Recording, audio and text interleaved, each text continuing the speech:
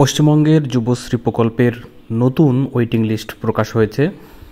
যারা অ্যাপ্লাই করেছিলে তারা এই ওয়েটিং লিস্টে আছো কি না সেটা দেখার জন্য তাদের অফিসিয়াল ওয়েবসাইটে চলে এসে ভিউ যুবশ্রী নিউ ওয়েটিং লিস্টে ক্লিক করলে তোমরা একটি পিডিএফ ডাউনলোড করতে পারবে। সেই পিডিএফে প্রায় 650 পেজের একটা লিস্ট আছে। সেই লিস্টে তোমার নামটা তোমরা সার্চ করবে। এটি হচ্ছে সেই লিস্ট, যে লিস্টে হচ্ছে 6 নম্বর ওয়েটিং লিস্ট বলছে। তো এই 6 নম্বর ওয়েটিং লিস্টে তোমার নাম আছে কি না সেটা তোমরা তোমার নাম দিয়ে সার্চ করতে পারো, তোমার এনরোলমেন্ট নাম্বার দিয়ে সার্চ করতে পারো। ঠিক আছে, এখান থেকে তোমরা দেখে নেবে। প্রায় 653টি পেজের এই লিস্ট তোমরা যারা অ্যাপ্লাই করেছিলে তারা দেখতে পারো, বা যদি তোমরা কমেন্ট বক্সে কমেন্ট করো আমি তোমাদেরকে এই বিষয়ে জানিয়ে দিতে পারবো।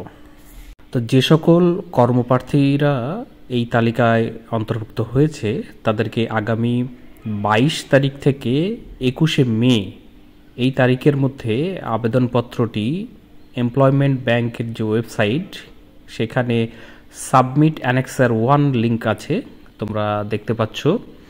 এই লিঙ্কে অনলাইনে তোমাদেরকে জমা করতে হবে, জমা করে তার একটা প্রিন্ট আউট নিতে হবে।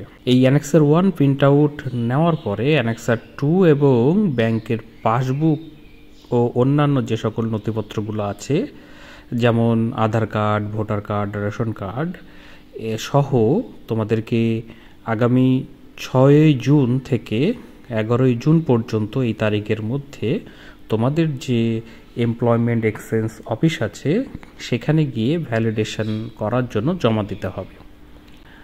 আবেদনপত্রের যে অ্যানেক্সার 2 সেই ফর্মটি এমপ্লয়মেন্ট ব্যাংকের যে ওয়েবসাইট এটা এই ওয়েবসাইটেই তোমরা পাবে।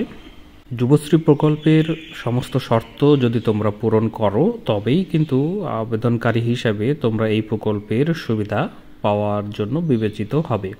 যুবশ্রী প্রকল্পের যে ওয়েটিং লিস্ট এই তালিকার জন্য অ্যানেক্সার 1 এবং অ্যানেক্সার 2 জমা করার জন্য তারা নির্দেশিকা জারি করেছে, তার লিঙ্কও দেওয়া আছে। এই অ্যানেক্সার 1 এবং অ্যানেক্সার 2 সাবমিট করার জন্য তারা নির্দিষ্ট গাইডলাইন দিয়েছে। সেটা তোমরা যদি দেখতে চাও তাহলে ভিডিও ডেসক্রিপশন বক্সে লিঙ্ক আছে, সেই লিঙ্কটি ক্লিক করে তোমরা এর গাইডলাইন্সটি ভালো করে পড়তে পারো বা নিজেরা দেখে নিতে পারবে। যে সকল কর্মপ্রার্থীরা এই এমপ্লয়মেন্ট ব্যাংকে নথিভুক্ত তাদের যদি মোবাইল নম্বর যেটা দেওয়া আছে সেটা যদি পরিবর্তন হয় তাহলে প্রোফাইলে তোমাদেরকে সেটা লগ ইন করতে হবে এবং বর্তমান যে মোবাইল নম্বর সেটিকে তোমাদের আপডেট শীঘ্রই করতে হবে।